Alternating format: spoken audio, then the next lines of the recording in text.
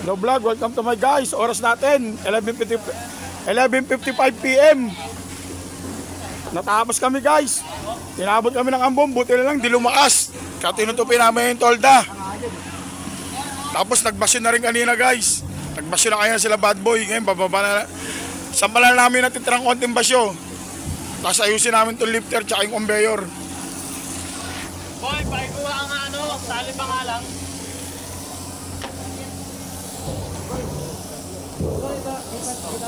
Sa ano, sa bodega ba? Kami tao pa sa bodega, hingi ka. Bad boy. Hanggang so, nagbabaldeo ng mga ano natin.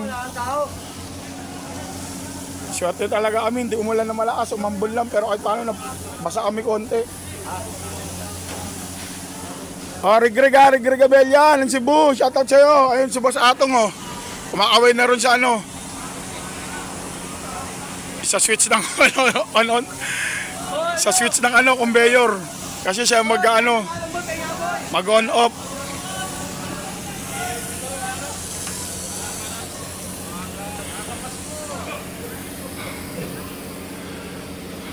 Shoutout pala sa mga taga mga Jensen sa pamilya ni Tolit Softana, kay Ate Ineng, kay Toper, tsaka kay Chay, tsaka kay Cristel sa Davao, Cristel May, ang kapoy.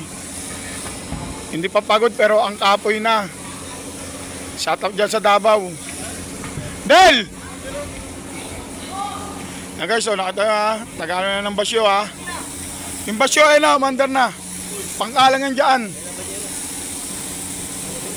Okay, go, Tong! Bay, paano mo na sandali, bay? Dito, bay, para makaya natin basyo. Ayan, bay, para lang makaya yung basyo, natitirang basyo, para makakit na. Ang gaya sa, tanyo babaldeo na sila. O, para sandali na lang. Konti na lang, nakakit na rin yung iba eh. Bukas, bakbaka na naman to.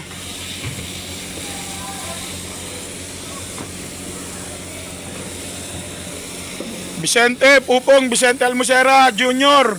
Extra araw bukas, sabi ni Nunoy. Go!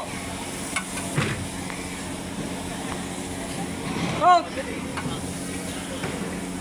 Tong! Atong! Atong!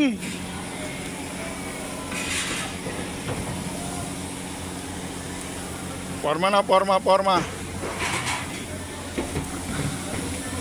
Dito, Del.